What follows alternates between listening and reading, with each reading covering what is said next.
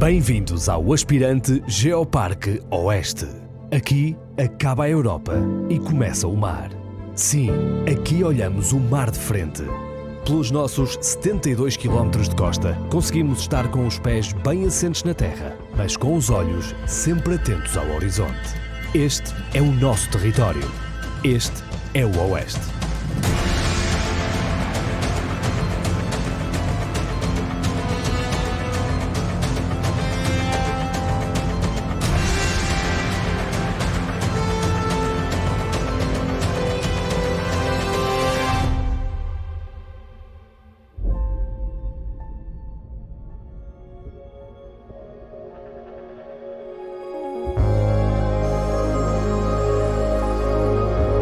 Este território de cerca de 1.150 km² abraça os municípios do Bom Barral, Cadaval, Caldas da Rainha, Lourinhã, Peniche e Torres Vedras. Um dos pilares deste aspirante Geoparque Oeste é a sua geologia, caracterizada por rochas do período Jurássico, onde são encontrados os simpáticos dinossauros. E como é que eles vieram cá parar? Há mais de 200 milhões de anos, o mar invadiu a Terra e separou-nos do continente americano. Eis que se formou o nosso Atlântico. Os dinossauros e muitos outros animais encontraram as condições ideais para aqui viverem, acabando por ficar preservados nas rochas de toda esta região. No entanto, o território do aspirante Geoparque Oeste não é só dinossauros e rochas antigas, é também a história dos seus 210 mil habitantes e seus antepassados.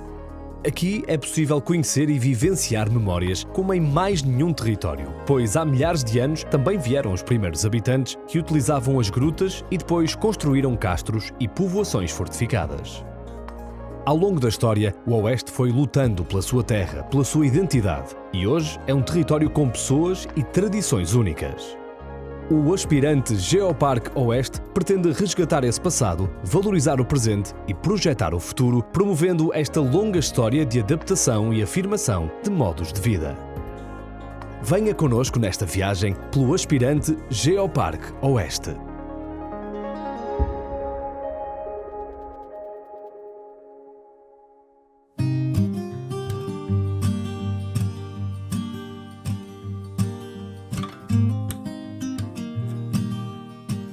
Como já repararam, quer dizer, isto agora chama-se Aldeia Rural dos Frades. E a Aldeia Rural dos Frades porquê? Porque há uma maneira de se preservar as tradições ligadas à lavoura, porque não é só a agricultura tinha que ter o sapateiro, tinha que ter o carpinteiro, porque tudo isso fazia parte do mundo rural. Por isso é que se chama Aldeia Rural dos Frades, uma vez que estamos no Casal Frade.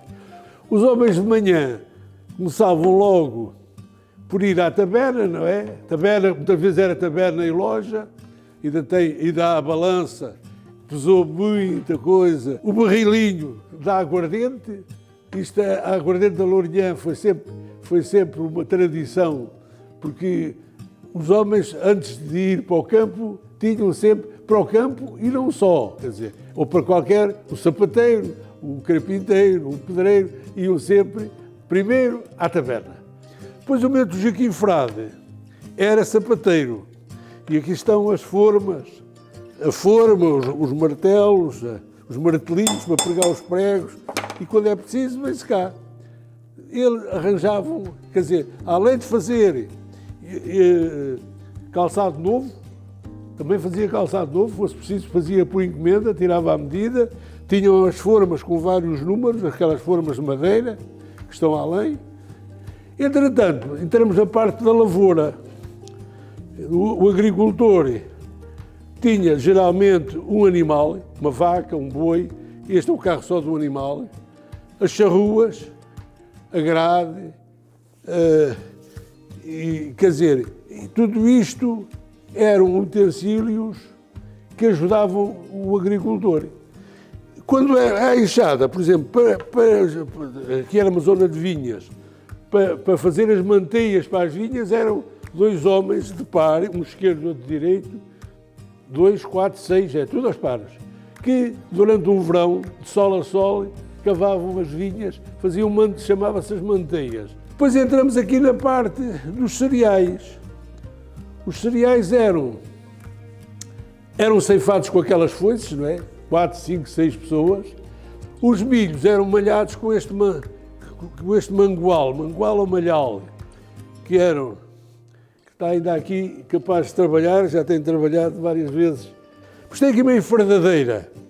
Esta enfardadeira manual, uma enfardadeira que até aos anos 50, antes de virem as mergulhadoras fixas, depois já foram puxadas pelos tratores.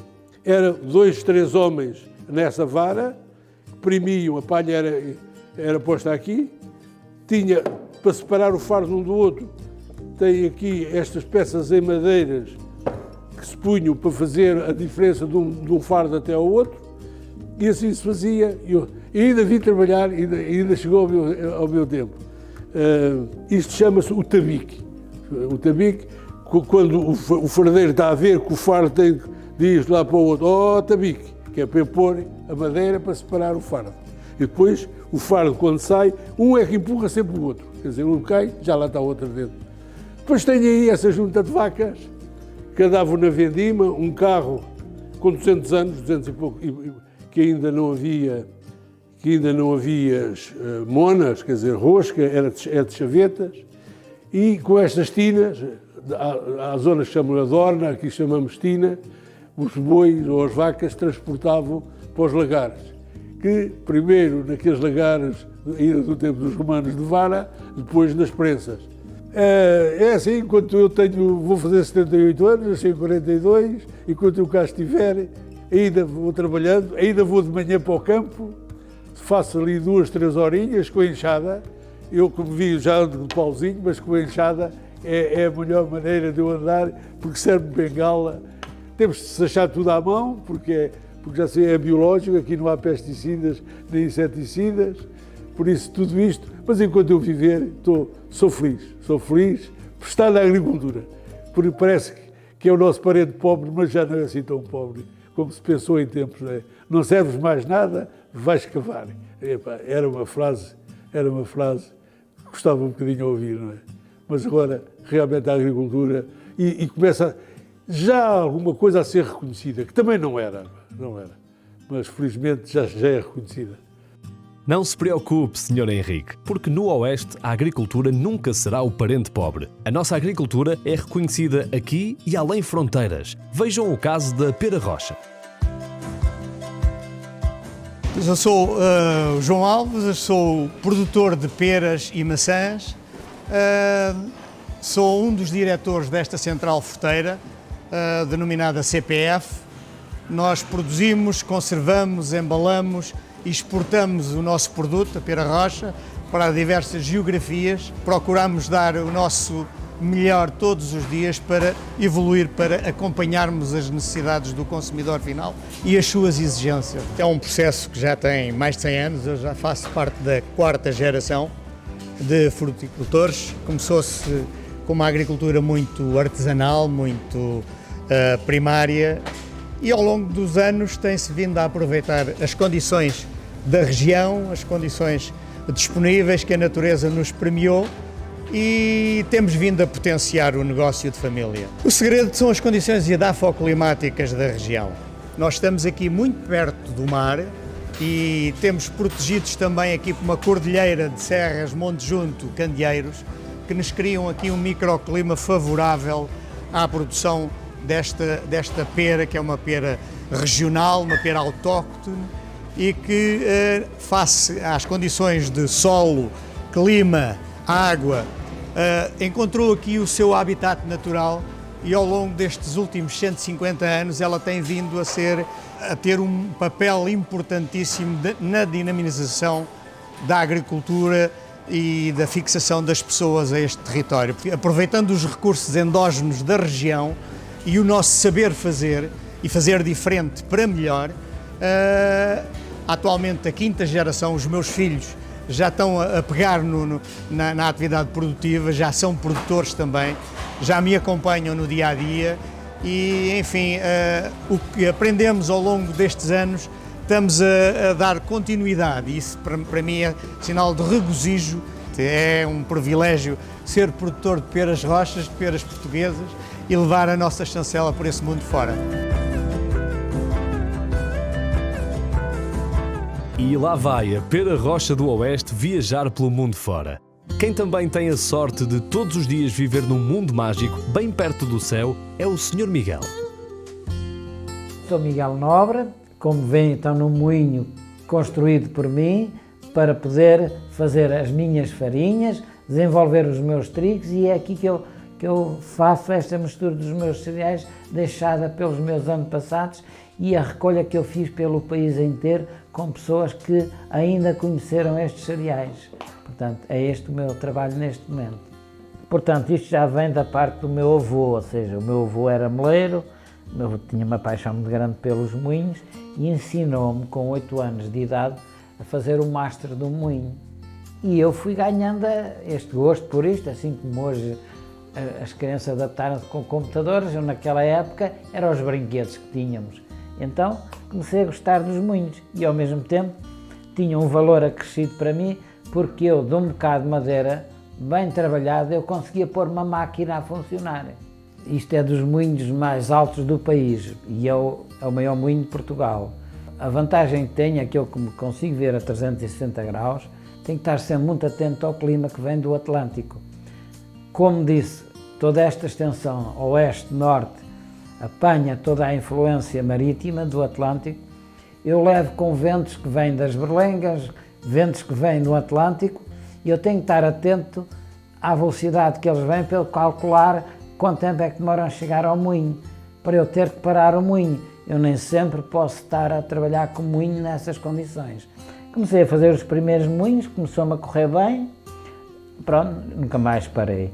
Aqui há 11 anos, isto entrando agora na parte dos cereais, comecei-me a interessar também pelos cereais e eu comecei-me a perceber de uma riqueza tão grande que tínhamos na qualidade desses cereais. E comecei na altura a ler alguns artigos sobre agricultura, onde iriam acabar com a produção do trigo no Alentejo, onde eu sempre ouvi dizer que o Alentejo era o celeiro de Portugal, onde nós éramos autossuficientes naquela altura. Isso, que aquela idade de ser cá, 10 anos, 11 anos, isso mexia com a cabeça da pessoa. Eu pensava assim, então, e depois, vamos comer o quê? Eu imaginava assim, vamos depender dos outros porque não vamos ter o nosso trigo. Mas eu fui registando isto, e fui adquirindo os meus conhecimentos em função dos trigos que eu entendi, pelo aquilo que me transmitiram, que seriam os trigos mais benéficos para a saúde alimentar das pessoas. É o pão que eu lembro-me da minha mãe fazer e que agora estão a voltar outra vez, é estar a dar a estes cereais a técnica de fabricação de pão que se dava há 100 ou 200 anos atrás, com tempo de levedação, as massas mães, processos tudo naturais, sem produtos químicos nenhuns.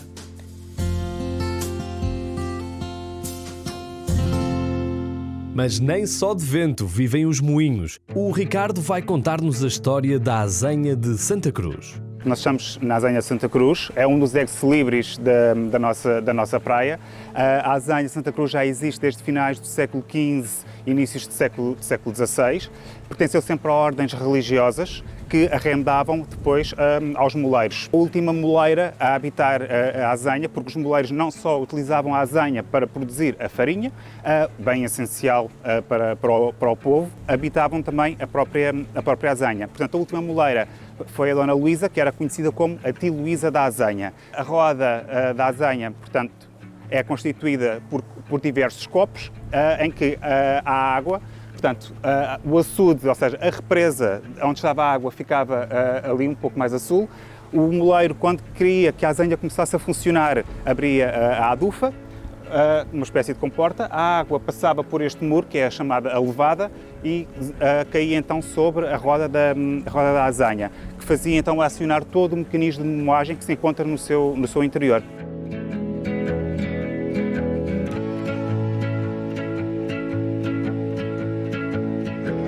Estamos então já no interior da azenha, estamos no chamado sobrado, onde temos então as mós. Por baixo temos o chamado Caboclo ou Inferno. Inferno porque era uma zona extremamente perigosa para o moleiro quando a azanha estava a funcionar, ir lá abaixo, portanto poderia acontecer diversos acidentes, e aconteceram diversos acidentes, há relatos, há registros disso. E como era uma zona muito úmida, acabava por funcionar também como um frigorífico, digamos assim, para guardar alguns dos alimentos. Aqui na zona do sobrado, temos então a mó andadeira, que é a que está a rodar, e temos a mó fixa. Temos o tegão, onde se coloca o cereal, e temos o chamado braço ou cadelo, que vai provocar a vibração na calha para que o cereal possa então cair no olho da mó e produzir então a farinha. Portanto, ao colocarmos, o cereal começa a cair. Caso o moleiro necessitasse que o cereal caísse com uma maior velocidade, para causar uma maior trepidação, colocavam-se pesos extremamente simples, cai nesta zona, no tramunhado, que depois terá de ser peneirada. Toda a azanha, só em termos de curiosidade, era em terra batida, o piso era todo em terra batida, à exceção de onde estava então o sistema de moagem e também o quarto da tia Luísa. Convido-vos também a visitar uma das salas mais características da azanha, que é a cozinha. Temos o forno e temos aqui também um painel extremamente curioso e interessante, principalmente para as camadas mais jovens, que é então o ciclo do pão, que mostra toda esta tradição do fabrico do pão, que vai desde lavrar a terra, ceifar o cereal, tratar o próprio grão, depois moer na azanha e depois até tender o pão e levá-lo então ao forno para cozer.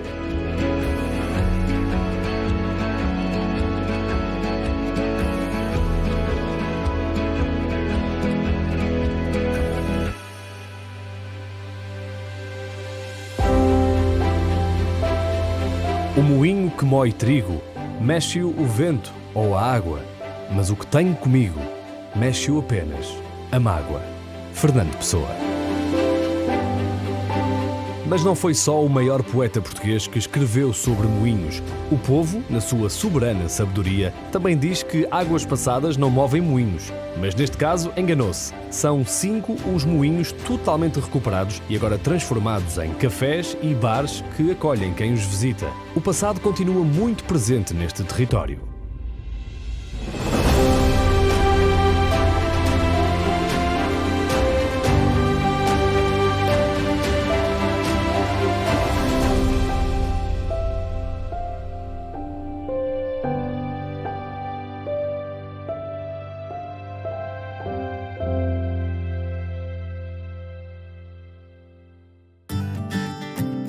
Vou contar-vos uma curiosidade. Diz-se que a Praça do Rocio, das Caldas da Rainha, foi oferecida pela própria Rainha Dona Leonor aos produtores agrícolas da região para aí venderem os seus produtos. E apesar de não existirem registros históricos de tal oferenda, a verdade é que a Praça da Fruta funciona até aos dias de hoje no local primitivo onde iniciou a sua atividade durante o século XV. Todos os dias da semana, as bancas coloridas são montadas, dando lugar ao único mercado diário ao ar livre em Portugal.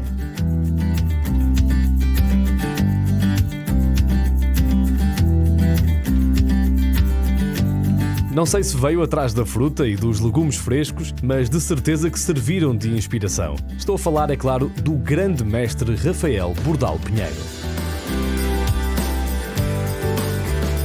Sou a Elsa Rebelo, sou diretora artística e criativa nesta fábrica, na fábrica Bordal Pinheiro, e gostaria muito de vos acompanhar nesta viagem por este universo bordaliano.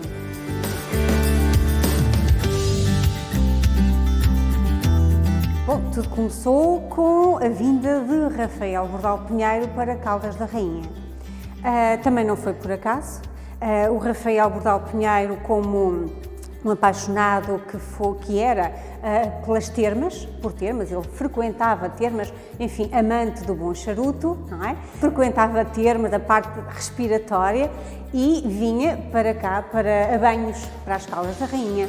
e realmente não ficou indiferente a tudo o que se passava neste sítio. Já havia bons barristas, bons oleiros a rodarem muitíssimo bem a arte da olaria, que também não é por acaso, porque há aqui na região excelentes barreiros, ou seja, havendo excelentes terras e excelentes técnicos de cerâmica, o Bordalo começou a sonhar com a sua fábrica de cerâmica. E se o sonhou, assim o fez. Realmente fundou esta fábrica em 1884 e fez uma fábrica de sonho, podemos chamar assim. O Rafael Bordalo Pinheiro morre precocemente em 1905, mas o seu filho, Manuel Gustavo Bordalo Pinheiro, tomou as rédeas, chamamos-lhe assim, da fábrica e levou-a a bom porto, porque ele percebeu a força que existia em cada obra de arte que o pai tinha criado.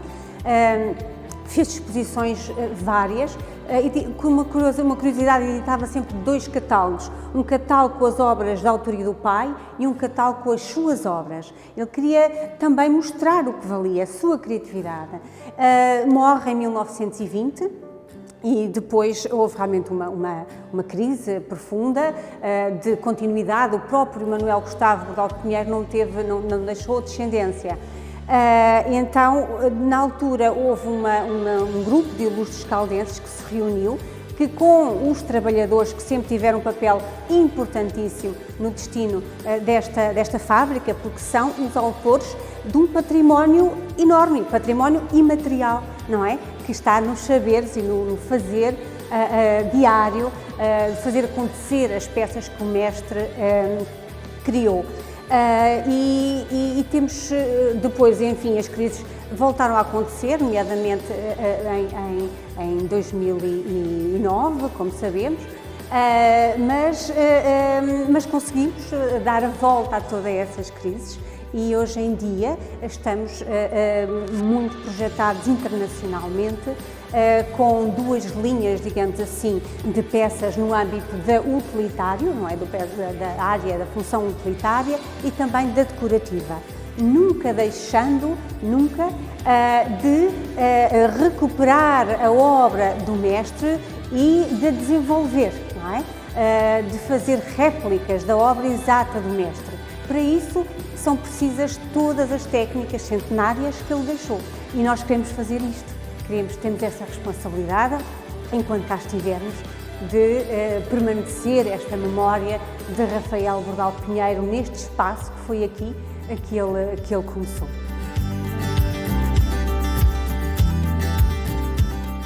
Será que Bordalo Pinheiro tinha uma faca sempre à mão para esculpir ou modelar uma peça?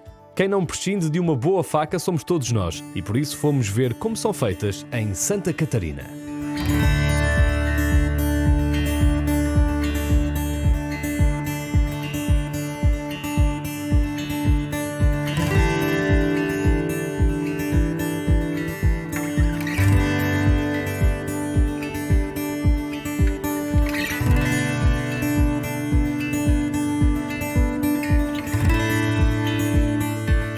Eu sou António Cabrita Peralta, sou administrador da Ivo Cutelarias, já estou cá há cerca de 50 e tal anos e neste momento tenho muito gosto em apresentar-te a produção da fábrica das facas.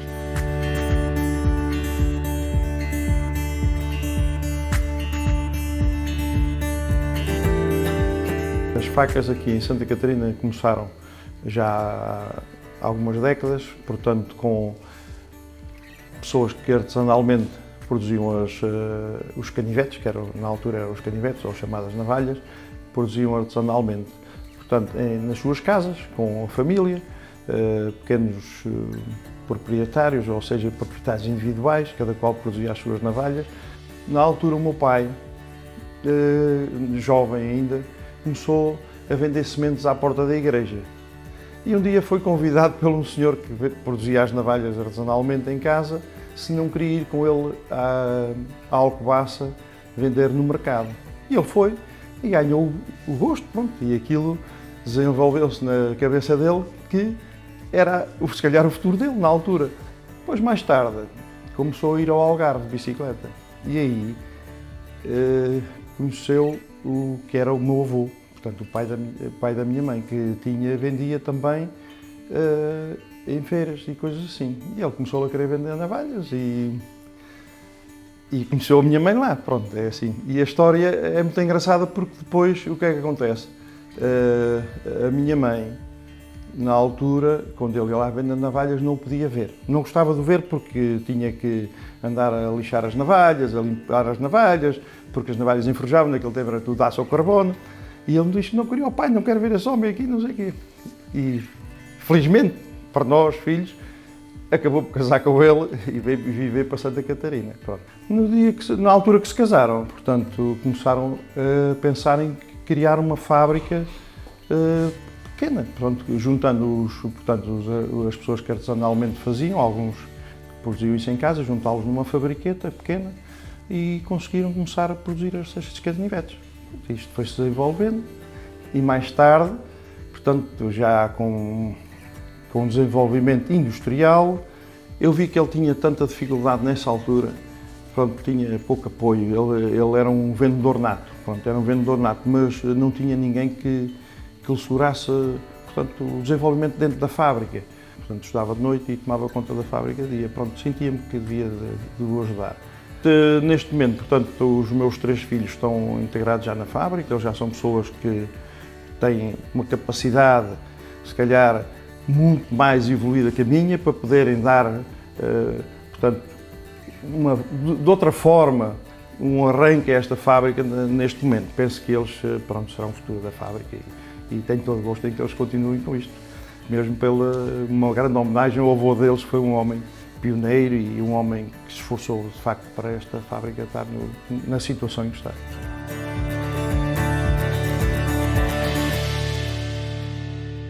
Sabem o que não pode faltar num território aspirante a Geoparque da Unesco? Comida boa para adoçar a vida. Venham daí os doces mais típicos e tradicionais do Oeste. Eu sou Eusébio Marques, tenho uma padaria tradicional, faço pão, faço bolos tradicionais de Torres Vedras e tenho um grande orgulho de fazer a ovada, que é a rainha das rainhas das compotas. Estou a fazer uma compota tradicional de Torres Vedras, que dá-se pelo nome ovada. Aprendi com a minha mãe, isto é uma compota que leva muitas horas a fazer, temos que apanhar a uva, temos que pisar a uva, temos que aproveitar todo o sumo da uva, ou seja, o mosto da uva, depois faço uma grande redução, que leva horas a fazer a redução para ir buscar todo o açúcar do mosto, porque é uma compota que não leva açúcar. Depois misturo fruta, a fruta do campo, maçã, abóbora, marmelo, mas eu faço só com maçã. Sem contar com a vendima, leva umas 18 horas a redução e depois fazer a ovada. Esta compota, isto já retoma há anos, talvez dos romanos, que era feito era um xarope energético que eles tinham, o arrobo, era um xarope energético. Então, aqui a nossa zona aproveitou dos nossos antepassados este xarope, introduziram fruta no xarope e deu este resultado. Eu fui às Tasquinhas Torres, às festas da cidade, e há anos que eu não comia ovada, que minha mãe deixou de fazer, e há anos que eu não comia ovada. E então eu provei a ovada e começou-me a lembrar dos tempos antigos, que eu não pareço, mas já tenho uma idadezinha, dos tempos antigos, e comecei a fabricar. Pedi ajuda à minha mãe, pedi ajuda a várias pessoas conhecidas que faziam ovada, até tenho uma recolha que fiz num centro-dia dessa aldeia que é da Ponterol, e foi assim. Comecei a fazer, as pessoas começaram a gostar, começaram-se a lembrar também dos tempos antigos, e foi assim que eu começo, com orgulho, e adoro fazer e adoro esta compota.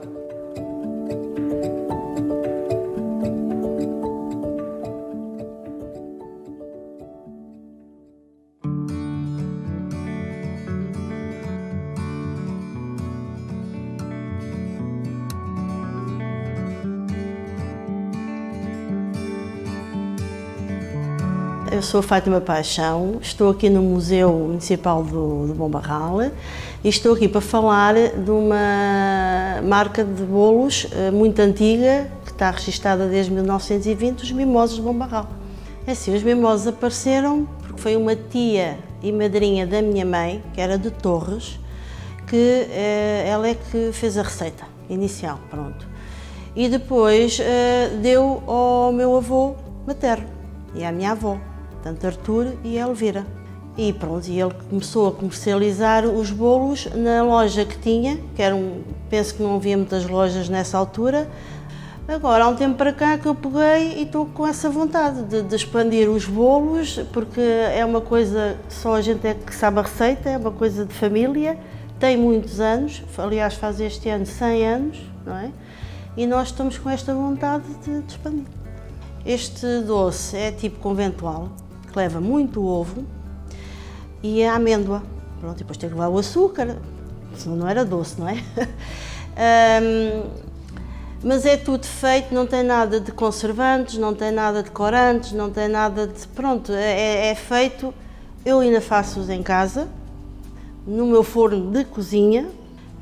É um passo que nós estamos a pensar futuramente, arranjar um forno como deve ser, porque é tudo feito em casa com muito amor e carinho, pronto, e é ali feito, e quando eles às vezes não me saem tão direitinhos eu fico um bocadinho aborrecida, porque eu gosto que eu faço isto com tanto gosto, e gosto que eles me saiam bem, e quando não saem fico chateada um bocadinho. Estamos com esperança que vamos conseguir, e estou a pôr também na minha filha, que ela tem vontade, também não a obrigo, não é? Se ela quiser seguir, pois está nas mãos dela. De mim passa para ela.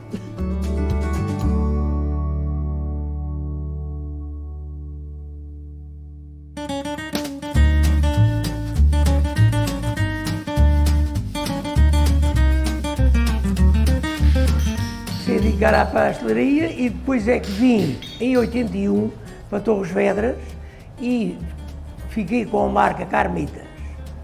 Em 90 comprei a marca Maria Adelaide. E depois agora tenho as duas, ambas, Carmitas e Maria Adelaide. Isto, a história do pastel de feijão, começou no século XIX. E mais ou menos, sei lá, 1830, 1800, pronto, século XIX. Foi a dona Joaquina Rodrigues que começou a fazer esta receita de pastéis de feijão para a família em casa dela. Depois uma familiar dela, Dona Maria Adelaide Rodrigues da Silva, foi a primeira marca de pastéis de feijão em Torres Vedras. Então ela passou a marca à familiar dela e então essa senhora começou a fazer para vender pastéis de feijão Maria Adelaide Rodrigues da Silva. Todos os pastéis de feijão, todas as marcas cá, Carmitas e outras cá em Torres, todas derivaram da Maria Adelaide Rodrigues da Silva. Leva açúcar, água, gemas de ovos e feijão e amêndoa. A forra é uma massa que nós amassamos à mão, muito bem amassada, fininha, que é uma coisinha só para ficar, depois mete-se na forma de inox e depois mete-se o creme, pronto. Coze, depois tira-se, desenforma-se e depois vamos embrulhar com o papel. Eu já ganhei, se não estou a erro, 5 concursos, acho que foi 5. Ouça, do pastel de feijão. E o que é que vai acontecer? Sabe que eu comecei a fazer pastéis de feijão em 81, mas já era pasteleiro, e o que é que eu tenho tentado nestes anos todos? É sempre aperfeiçoar o melhor que se pode. Porque eu posso-vos dizer que esta receita já não é bem igual àquela que era em 81, porque eu tenho estado sempre a melhorá-la. O pastel de feijão de Torres Vedras é a tradição de Torres Vedras. Eu estou cá para dar continuidade a essa tradição, fazer sempre o melhor que sei e que posso.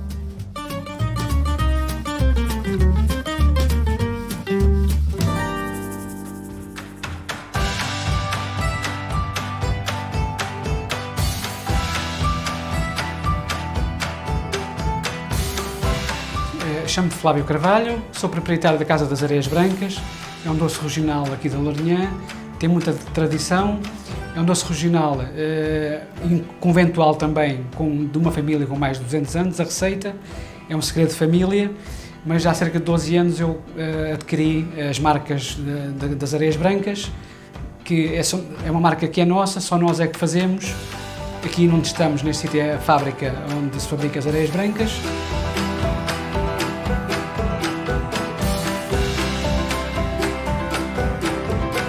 Então, depois de 15 minutos de forno, temos aqui a massa pronta, com as areias brancas, no qual agora a seguir temos que desenformar, deixar arrefecer e passá-las por açúcar mais fino, para lhe dar aquela tonalidade de areia.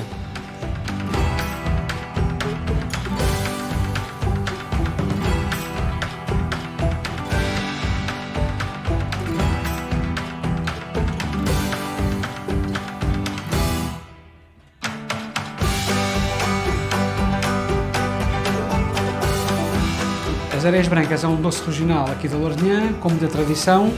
É uma doce família, é uma receita de família com mais de 200 anos e eu faço questão de manter esta tradição.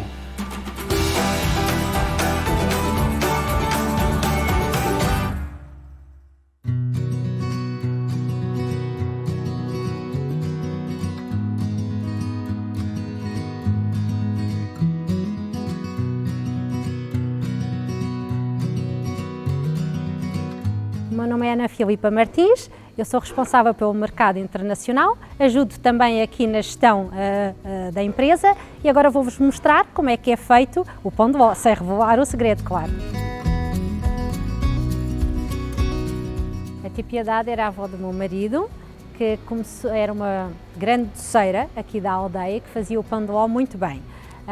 E então o meu sogro pediu-lhe para ela começar a fazer o pão de ló e levar para as melhores confeitarias de Lisboa. E assim começou tudo. Ela começou com um pequeno fabrico, depois foi aumentando, o meu sogro conseguiu introduzir nas grandes superfícies e aqui estamos, ao nível que estamos agora, não é? Já vamos na terceira geração. As diferenças são mínimas, o pão de ló faz-se exatamente da mesma forma que a tia Piedade o faria. As máquinas são as mesmas, quase há 40 anos, os fornos, as batedeiras e praticamente tudo igual. Pequenos ajustes nas unidoses que na altura não se fazia, que é os bolos pequeninos, com uma pequena máquina para auxiliar, um doseador, mas de resto é tudo igual, com os tachos, com tudo da mesma forma. Manter a tradição e tem que ser desta forma, não há outra forma para fazer o pão de ló tia Piedade, não há máquinas, tem que ser mesmo as mãos destas doceiras.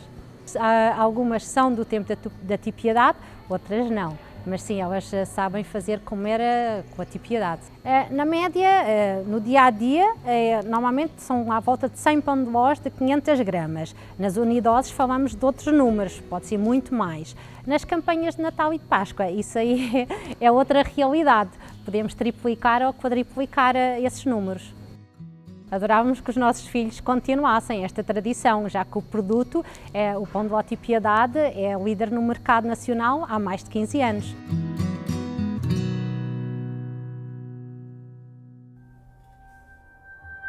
E depois desta quantidade toda de açúcar, o melhor é dedicarmos-nos às rendas.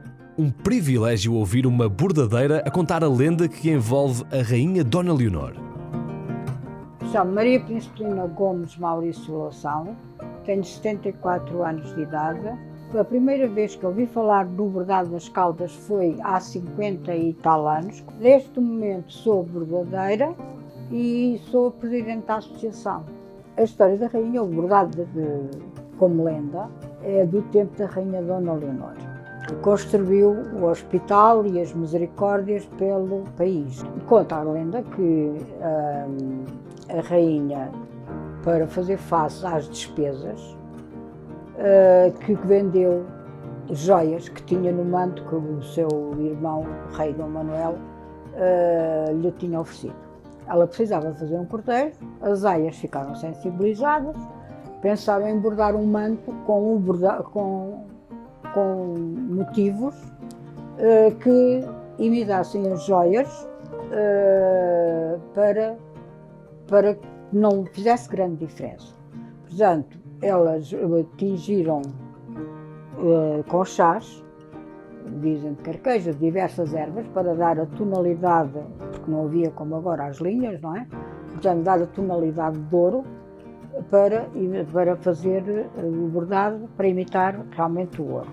Por isso, o nosso bordado tem esta tonalidade e não há outra, tem que ser mesmo esta tonalidade. Também a lenda diz que a rainha Dona Leonor juntava-se com as aias, fazia sessões junto com senhoras da cidade, faziam bordados e vendiam nas termas, portanto, depois durante os séculos a seguir, estamos a tentar que siga o bordado para a frente, porque sem certificação também o bordado acaba por não ter a validade que deveria ter. Tenho um grande interesse e a grande vontade de formar pessoas jovens, quanto mais jovens melhor, porque é o futuro do bordado. O bordado neste momento, se não tivermos juventude, ele poderá morrer. Mas como eu gostava que ele continuasse com força, com vida, pelo mundo fora, vamos promovendo cursos de formação para chamar a juventude a aprender e a motivar-se pelo bordado e a interessar-se, porque quero que este projeto não morra. E não vai morrer, Dona Principelina, nem esta nem nenhuma tradição que marca a história deste território. E nem vamos perder mais tempo. Vamos conhecer outro tipo de rendas, as rendas de bilros, estas com uma forte ligação ao mar.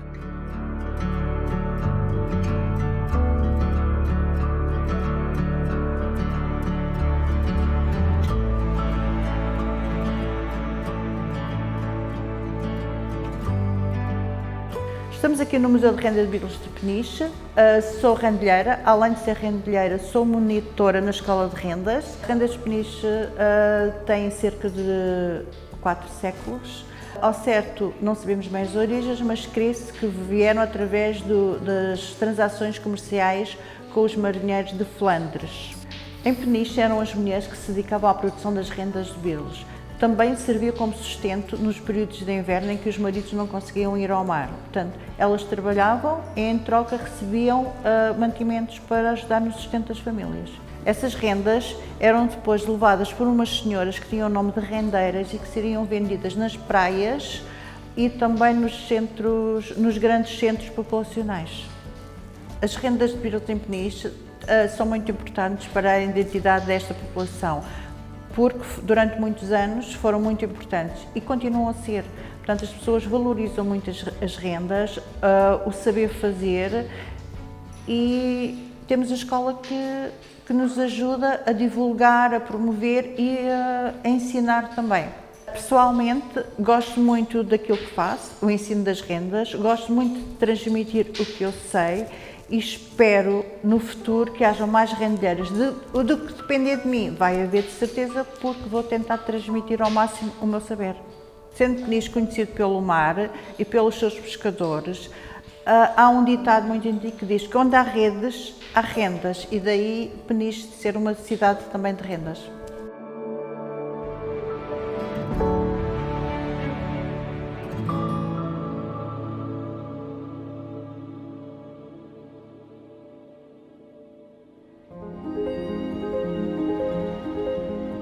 E agora é hora de parar, de contemplar, de cismar como é que as marcas do tempo estão tão presentes nestas rochas. No Baleal é possível identificar de forma precisa milhões de anos da história geológica portuguesa. O Baleal é uma pequena península, outrora ilha, separada do continente por um tómbolo, formando uma praia de fina areia branca. E devido ao seu formato tipo península, no lado norte da língua de areia que liga o Pontal do Baleal ao continente, quem se encontra na praia pode simultaneamente estar de costas e de frente para o oceano. Se nunca viu, não sabe o que perde. Estas são paisagens que cortam mesmo a respiração.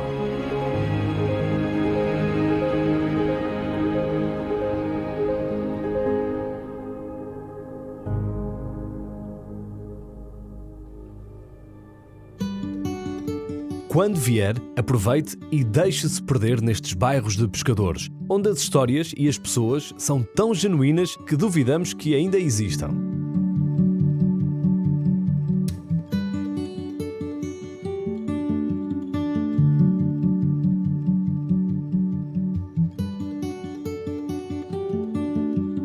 Estamos aqui num bairro que é tipicamente pescador, um bairro que é muito ativo em termos de pesca. Aliás, eu também fui pescador quase toda a vida. Comecei a andar ao mar em 1963, deixei de andar ao mar em 1981 e depois estive ligado à pesca até ao ano de 2009. Portanto, para falar das pescas, nada melhor que um bairro tipicamente pescador e onde eu tenho atrás de mim aquilo que foi toda a nossa vida, que é o mar. Eu fui para o mar muito novo. Eu fui para o mar, tinha 14, 15 anos. Tive outras profissões antes, mas não eram nada relevantes. E fui para o mar nos tempos mais difíceis que se poderia andar ao mar. Tempos mais difíceis da minha infância. Eu fui para o mar a não ganhar nada. Eu andava ao mar com os meus camaradas mais velhos e não ganhávamos nada. Antigamente nós íamos para o mar levados pelos nossos pais e estávamos à mercê. Ora, o que é isto à mercê? À mercê é andar ao mar à experiência e estar à mercê do resto da companhia, que eram companhias mais velhas, que depois transmitiam ao encarregado se aquele rapazote, ou aquele rapaz, ou aquele menino, como queiram chamar, se já merecia ganhar ou não merecia ganhar.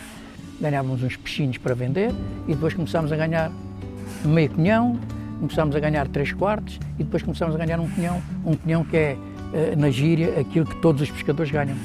Nós tínhamos duas situações que eram muito importantes para nós. Era no verão tentarmos trabalhar e tentarmos apanhar aquilo que o peixe para nós sobrevivermos no inverno. No inverno, os invernos em Peniche eram terríveis. E depois, antigamente, fazíamos o defeso. Era um defeso de 3 meses. Era onde nós encalhávamos as embarcações, pintávamos as embarcações, limpávamos, preparávamos as embarcações para depois, em março, abril, a gente parávamos aí por volta do Natal, depois em março e abril continuámos a andar outra vez. Eu costumo dizer que o mar foi sempre o sustento de Peniche. Porquê? Como lhe disse há pouco, o mar não é só apanhar peixe e vender peixe e dar comer aos pescadores, porque há uma série de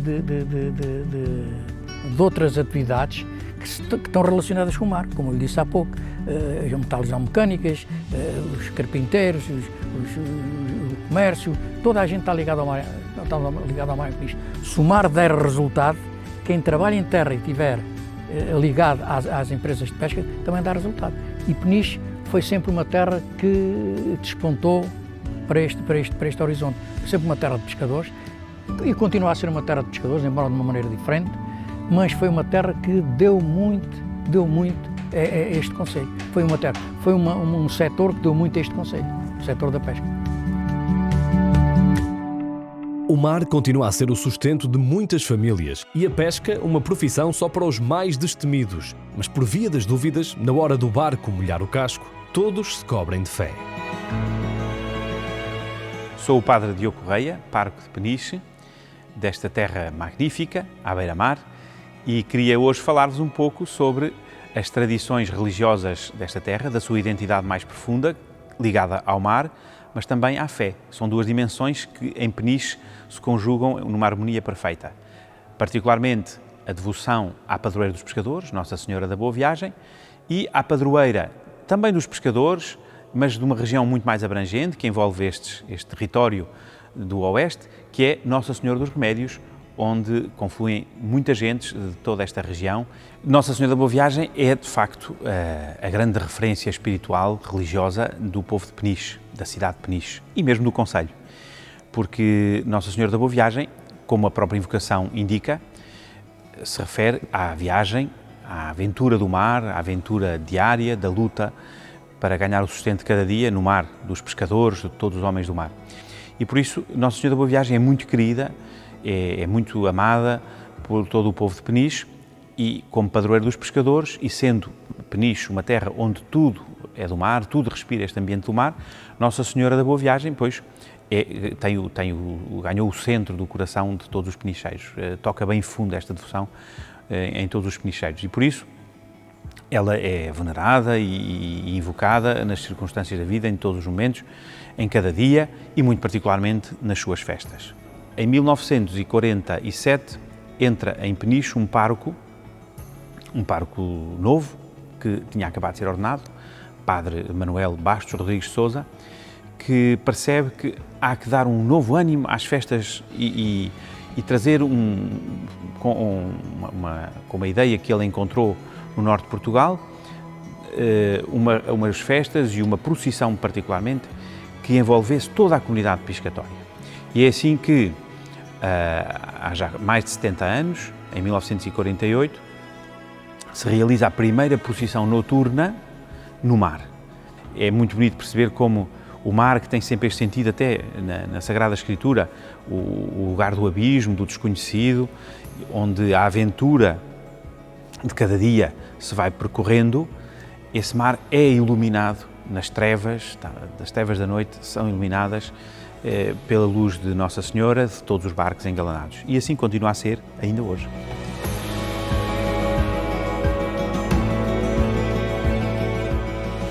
Nossa Senhora dos Remédios tem uma importância muito grande para os penicheiros, para os pescadores e também para agentes desta região que envolve Peniche, o que chamamos a antiga Extremadura. Hoje designamos mais esta região como o Oeste, e a Nossa Senhora dos Remédios é uma grande referência espiritual. Segundo a tradição, nesta ilha, ao tempo Peniche, o que é hoje a Península de Peniche, era uma ilha, pertencia ao concelho de Atoguia da Baleia, que era o porto de mar mais próximo, e um foragido, um ladrão foragido das autoridades, ter-se-á refugiado aqui na ilha de Peniche, numa gruta, no extremo ocidental da ilha de Peniche, numa gruta onde acabou por encontrar nessa gruta uma imagem de Nossa Senhora ocultada nas rochas. A partir de uma luz que dela emanava, ele percebe que Nossa Senhora o convidava a mudar de vida e tem um processo de conversão, arrepende-se e dedica-se totalmente a conservar e a incrementar o culto e a devoção a Nossa Senhora. E a partir do exemplo e do testemunho deste ermita, que ali se fixou na gruta Nossa Senhora dos Remédios, começaram a acorrer ali muitas pessoas para venerar Nossa Senhora dos Remédios. E assim, a partir daí, a partir dos alvores da nacionalidade portuguesa, muita gente acorria à ilha de Peniche para venerar Nossa Senhora dos Remédios, porventura em capela ainda muito rudimentar, com um altar talhado na própria rocha. Por isso é uma igreja também, ela cheia de significado para toda a população e muito particularmente também para os homens do mar, porque é um santuário que estando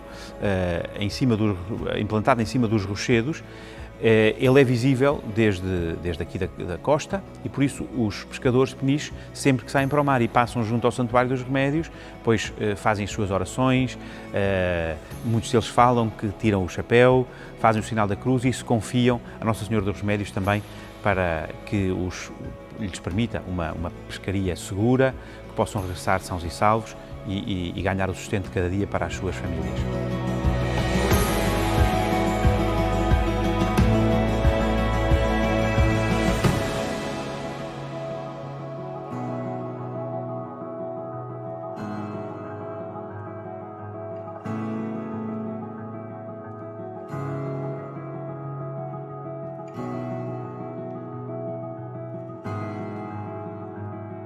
É com esperança e credo que os pescadores procuram um sustento para cada dia. Mas a tradição será a mesma em todo o território? Vamos até à Assenta para descobrir.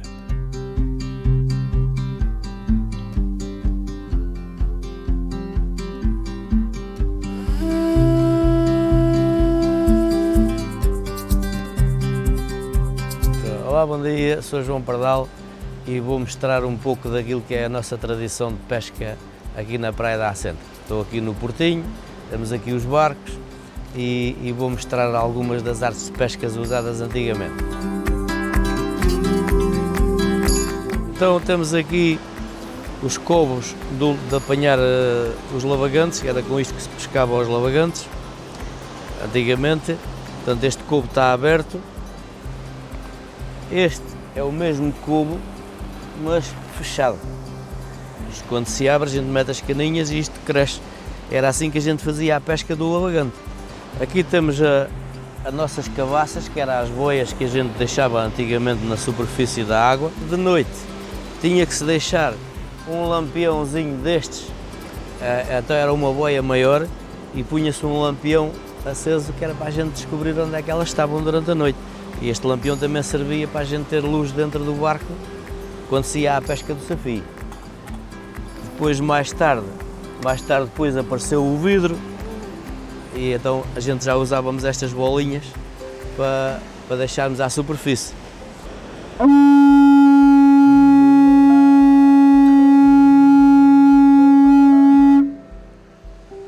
Isto era a nossa maneira de a gente sinalizar a nossa presença no mar para outras embarcações. Aqui são as narças, isto era pesca durante o dia, nós fazíamos a pesca durante o dia. Isto é as narças, esta já está um bocadinho danificada, mas isto tinha uma tampa, está ali uma que tem a tampa. A gente fazíamos isto e fechávamos para se poder tirar o peixe ou para se poder pôr lá o isco dentro. Pronto.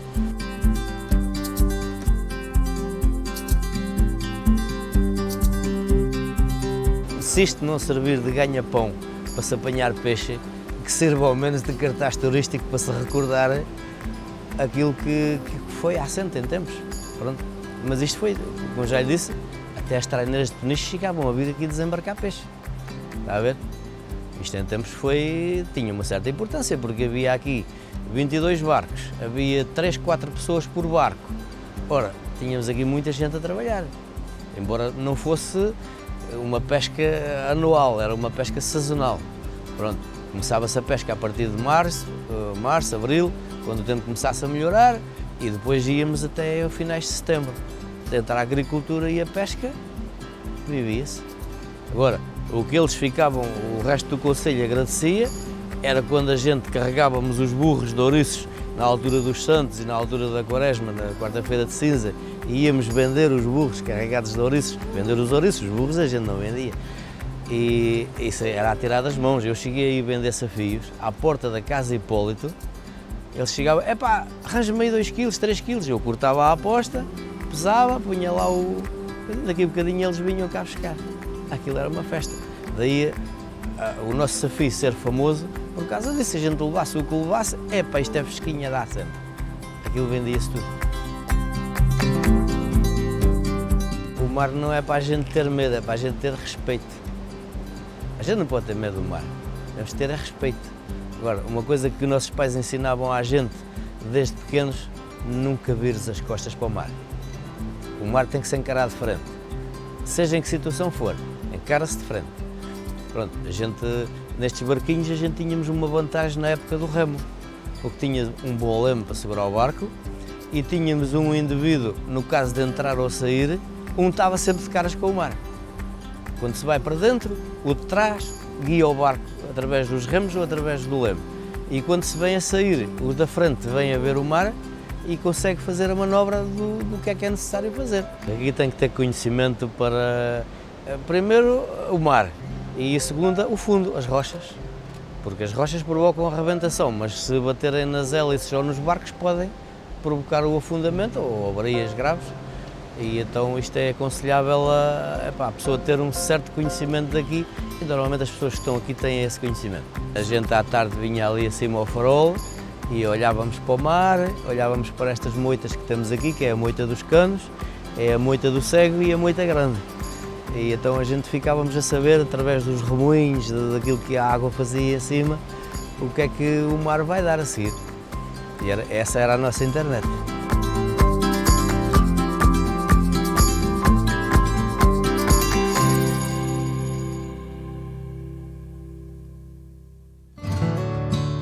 E agora silêncio, que se vão cantar os reis.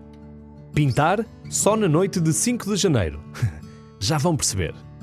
Sobe, sobe, mar, o gênio, sobe o teu topo real. Sobe, sobe, morujinho, sobe o teu topo real. Já se vê terras de Espanha, areias de Portugal.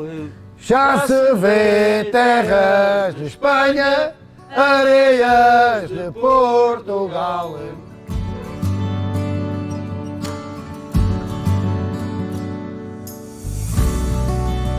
Eu sou Gonçalo Bernardino, sou um dos sócios fundadores desta coletividade. participo nos cortejos e nos cantares, e vou-vos contar um pouco, até onde a gente tem conhecimento, a história desta tradição aqui no Preiro, do Cadaval.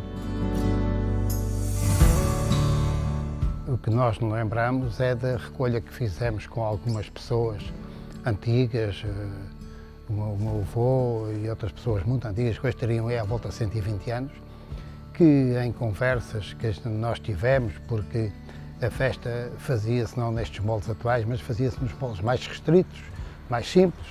Era um grupo de rapazes solteiros que iam à casa das pessoas, pintavam e chamavam as pessoas às janelas e levavam um garrafão de aguardente que as pessoas chamavam o morador, e o morador vinha beber aguardente à janela dele. Entretanto, nós fizemos uma comissão aqui há 50 anos, juntamos em um grupo e começamos esta coletividade e ao fazermos esta coletividade também começamos a ampliar a festa, a potenciar a festa, a fazer a festa de modos diferentes. E de antes esta festa, e desde sempre, era só homens. Não havia, as mulheres não participavam, as mulheres não faziam parte. E um dia as senhoras fizeram-nos uma surpresa ali no Largo Principal, também aqui há 30 ou 40 anos, fizeram-nos uma surpresa no Largo Principal, quando lá chegou o cortejo da Pintura dos Reis, tinham lá frango assado, tinham lá comida para as pessoas que estavam a acompanhar o cortejo. Aquilo foi o rastilho para que as coisas se potenciassem e andassem para a frente. As senhoras começaram a fazer parte da festa.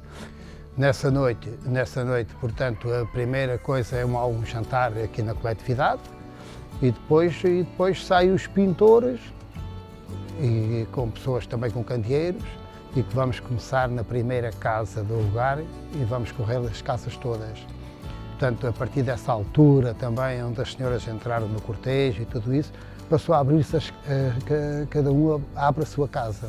Pintamos os bons Reis Magos, que no fundo é dar as boas festas, a data, o ano, e esta estrela, que é a estrela de David, que vem dessa data, que vem dessa tradição que está ligada, sempre teve ligada mesmo à parte primitiva da pintura dos reis.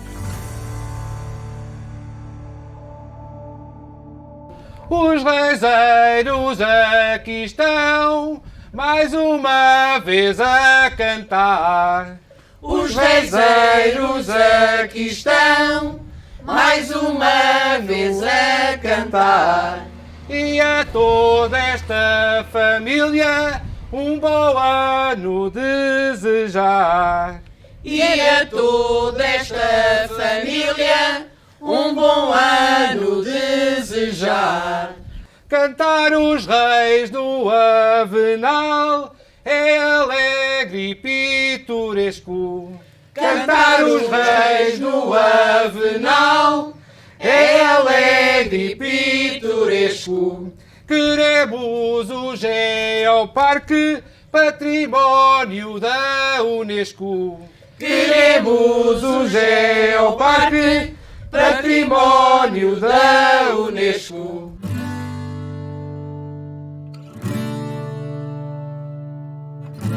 Tudo começou em meados do século XV-XVI, quando os monges franciscanos e também dominicanos vieram estabelecer-se na Serra de Monte Junto. Houve lá, os conventos estiveram lá instalados. Na altura em que mudava o ano, entretanto nessa época, o ano da época romana, o ano novo coincidia com o dia 6 e, portanto, na noite de 5 para 6, ao longo dessa época, os monges vinham e, portanto, eram eles que cantavam os reis. À medida que o tempo vai se desenvolvendo, portanto, os monges deixaram de permanecer na Serra de Monte Junto, as pessoas que faziam parte da terra, como saudade, e isto eu estou a falar dos meus e todos os antepassados aqui, portanto isto é uma história que vai passando de boca em boca. Portanto, para já não conseguimos encontrar registro nenhum escrito, mas a tradição oral também conta muito nestas situações. E então saudosistas deles, em cada 5 para 6, não virem cantar os reis, começaram eles próprios a cantar. Portanto, eles passavam a cantar e no dia seguinte voltavam novamente, e aí sim as pessoas abriam as portas para lhes darem todo o tipo de mantimentos que ia culminar num almoço convívio de confraternização.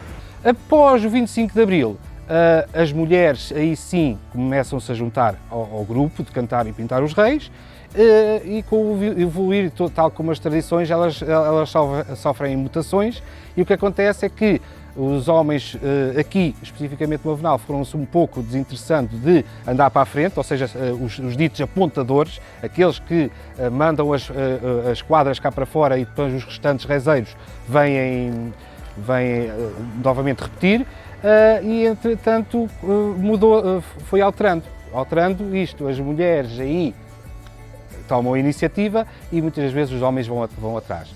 E o que acontece é que nesta tradição canta-se e pinta-se sempre, vão sempre a cantar e a pintar à frente. Depois o grupo que acompanha vai entrando nas casas que efetivamente abrirem as portas. Têm mesas fartas de comidas para quem quiser entrar, portanto, tradicionalmente são as pessoas da terra que cantam e pintam, mas todas as pessoas são sempre bem-vindas e não há de faltar nem comida nem bebida para quem aparecer.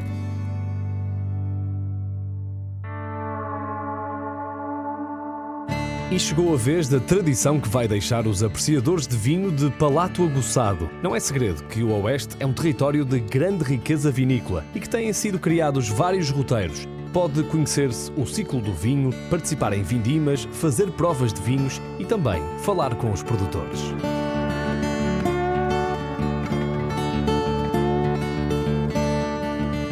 Sou o Diogo, sou da 4ª geração da Companhia Agrícola de Sonhal, uma empresa familiar aqui no concelho do Bom Barral, com uma longa tradição, com uma grande exposição a nível nacional e a nível internacional das nossas marcas, da Quinta das Cerejeiras, da Quinta do Sonhal, da Quinta de São Francisco.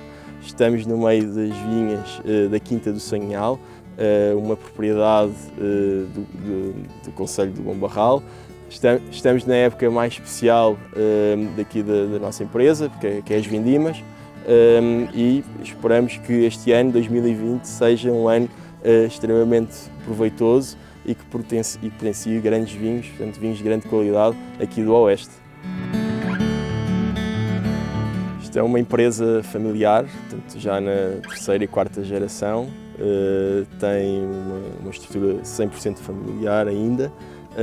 Começou em 1926, foi constituída a empresa pelo meu bisavô Abel Pereira da Fonseca para gerir as 3 propriedades que tinha aqui na região, que é a Quinta das Cerejeiras, Quinta do Sonhal e a Quinta de São Francisco. E desde então nós continuamos essa tradição, portanto, familiar, de apostar muito na parte de viticultura, ter as nossas próprias vinhas e controlar o processo todo até conseguirmos colocar uma garrafa em cima da mesa.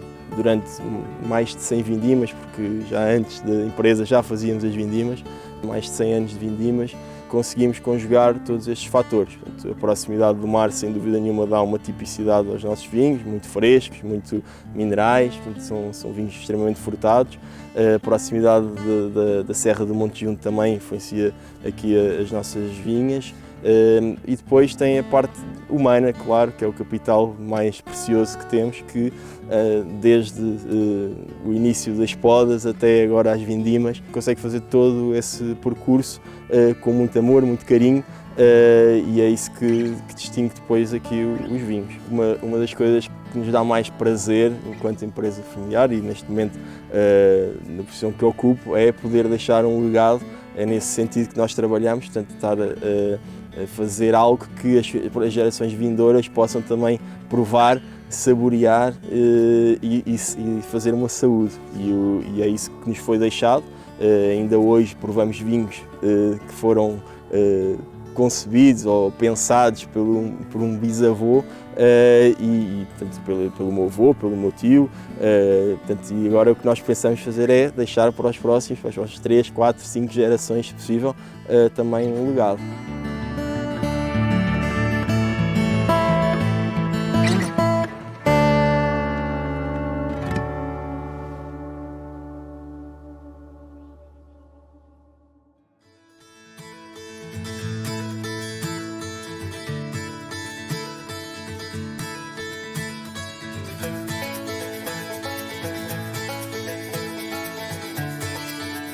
O meu nome é Vítor Napoleão, sou o presidente da Associação de Agricultores, sou também diretor da Escola Agrícola de Runa, onde temos cerca de 400 alunos a estudarem várias áreas, mas a principal é a agricultura da região. E nesta região é um grande gozo para nós tudo aquilo que está a acontecer, porque tem-se atingido objetivos que seriam quase que impossíveis. A tão grande qualidade que os vinhos desta região têm, dado as castas que aqui se utilizam, e o tão grande saber que cada um dos agricultores desta região tem no amanho da vinha, é realmente de se salientar. O sucesso não vem só de uma entidade, o sucesso vem do conjunto das entidades que fazem parte desta associação. É um encanto esta proximidade do mar e esta proximidade das serras onde estamos neste momento, que é um ponto alto, criam aqui nuances que são realmente ótimas para os vinhos. Independentemente, porque estamos aqui num ponto alto, isto foi um vulcão noutros tempos, onde estamos, e que daqui as larvas que se derramaram por estes solos vieram a fertilizá-los de uma maneira sensacional, porque há aqui sabores que são muito desta região mesmo, porque se fossem tudo várzeas, ou sejam terrenos direitos, eles não teriam se calhar tanta qualidade como têm os vinhos desta região, Torres Vedras. Esta região, em termos do antigamente, eu lembro-me perfeitamente. Eu sou um menino que já tenho 76 anos, portanto, não fui um homem do campo durante alguma parte da minha vida, mas quando vi que os meus pais começaram a ficar já idosos e com dificuldades de amanhar esta propriedade, larguei tudo o que tinha na cidade de Lisboa para me dedicar à agricultura que veio de trás dos meus pais. E lembro-me de tempo em que para se fazer uma vinha se andava a alqueivar, eram grupos de 40, 50 homens com enxadas de pontas a cavar aquilo que uma bulldozer hoje faz num abrir e fechar de olhos. Era muito duro, era terrivelmente duro, as pessoas sofriam muito. Essa ideia eu tenho. As uvas depois eram acartadas em cestos para os carros de bois ou para os carros de moares, que eram mulas, não é? E depois dali eram transportadas para a adega, que tinham que ser descarregadas novamente à mão. Depois aquilo era esmagado e tinha que ser feito um pé para espremer o vinho, de separar o vinho das massas. Era com muito gosto que todas as pessoas trabalhavam, mas com muita dificuldade de se conseguir atingir os objetivos. Mas foi esse início mau que fez com que agora, com as máquinas, com o maior conhecimento, nós pudéssemos vir a ter o que temos hoje. E o que temos hoje é extremamente honroso.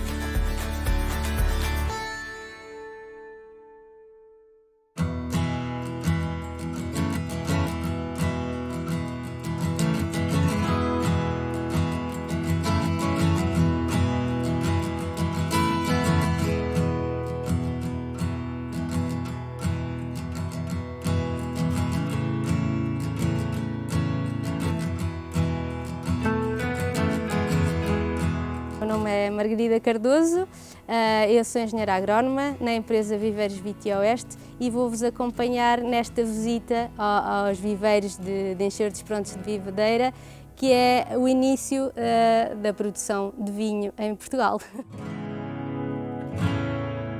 O meu pai e o meu tio é que iniciaram esta atividade.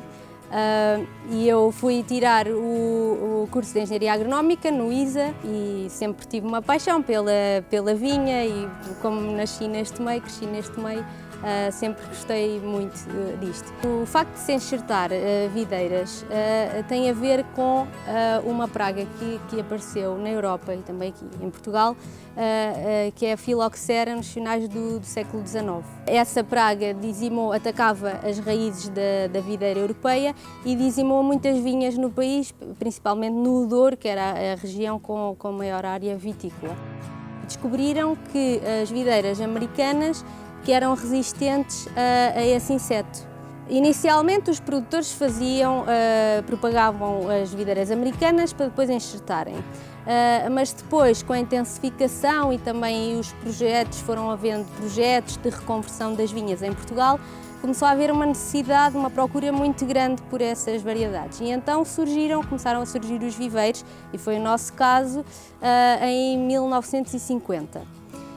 Então, nós inicialmente o que fazíamos era propagar as videiras americanas, chamados bacelos, enraizados, para depois os produtores compravam-nos, instalavam nas suas vinhas e enxertavam eles próprios com as castas que desejavam.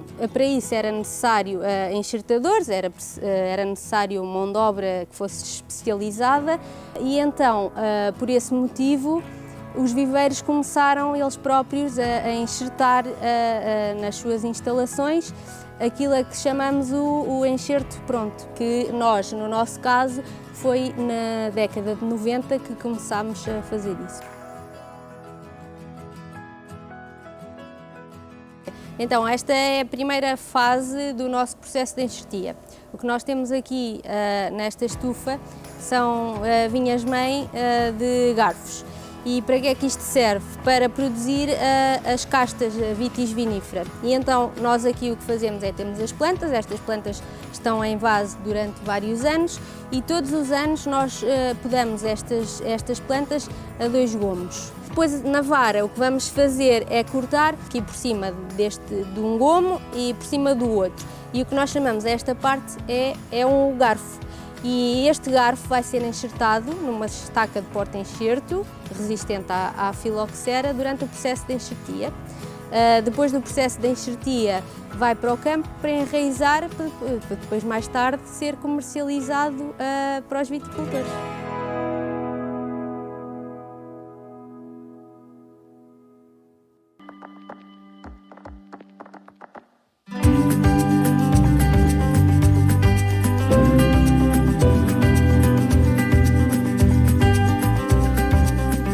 Sou André Baltazar, sou o novo presidente da Adega Cooperativa da Lourinhã. Vou-vos levar aqui a conhecer um bocadinho da nossa história e de como se processa tudo na aguardente da Lourinhã.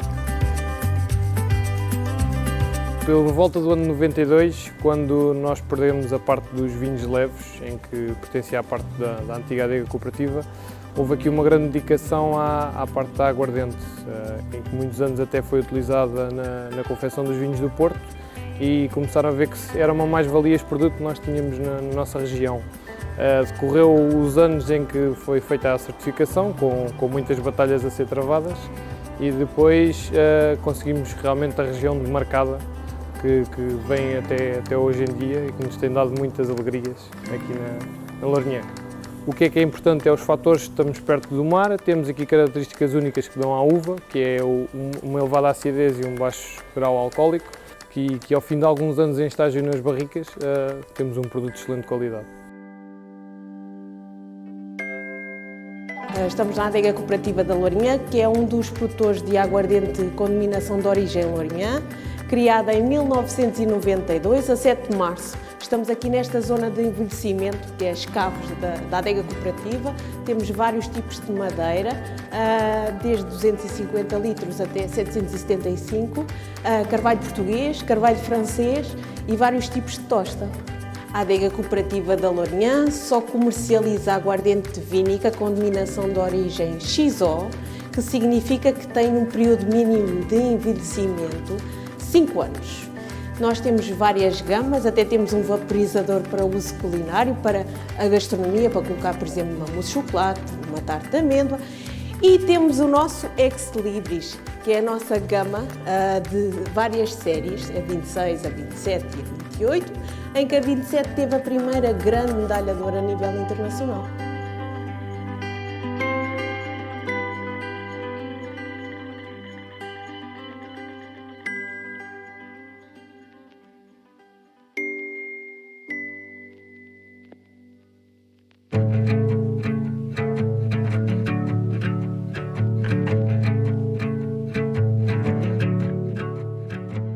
Eu sou Francisco Chano Rico, orgulhosamente presidente da Comissão Vitivinícola da região de Lisboa.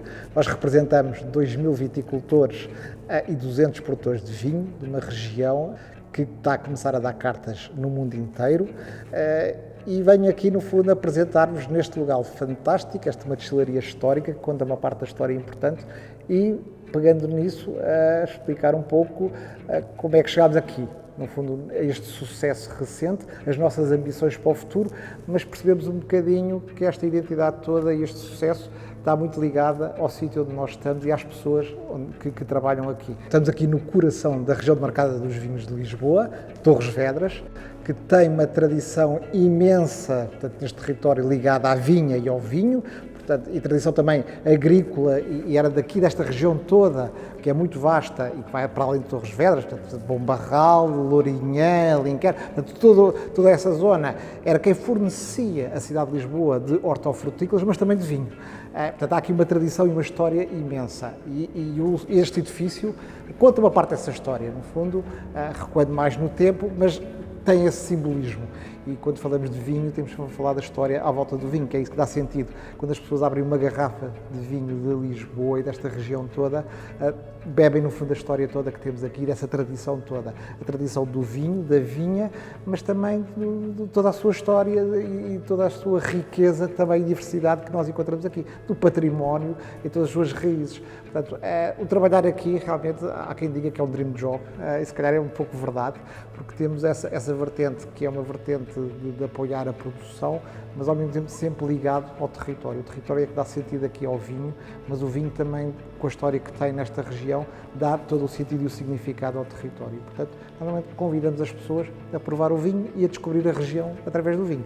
Portanto, estamos aqui a testemunhar, se quiserem, um período da história que nos ajudou a chegar ao sucesso onde estamos hoje. Portanto, aqui o vinho vinha aqui de toda a região, era depositado nestes depósitos, entrava nestas caldeiras, e por isso é que se chama água ardente, no fundo é quase um vinho quase fervido, em que se separava o álcool e depois condensa lá em cima, e pronto, e daqui uma questão também muito ligada ao tipo de vinho que é produzido aqui na região, pelo seu aroma, pelo seu até grau alcoólico um bocadinho mais baixo do que é noutras regiões mais quentes, tudo isso também se conjuga para a própria aguardente ser de qualidade. Não é por acaso então que na Lourinhã temos um expoente máximo daquilo que é a qualidade, que normalmente, como é uma produção muito reduzida, os colecionadores também rapidamente tentam apanhar as boas reservas como vão saindo. De maneira que aqui, claramente, é um sítio ótimo para estarmos a conversar, porque conta exatamente uma parte da história importante,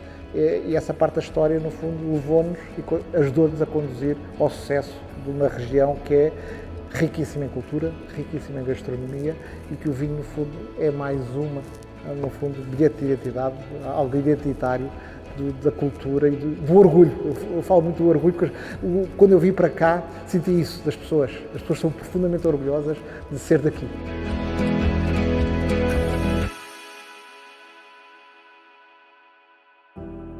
Terminamos embebidos em todos estes saberes e sabores que resumimos, alguns dos trunfos do Oeste. Foi uma longa viagem até aqui, mas valeu a pena. Por isso já sabe, venha também. O Oeste é história, gastronomia e paisagens a perder de vista. O Oeste é mar, tradições e pessoas. O Oeste é o princípio e o fim.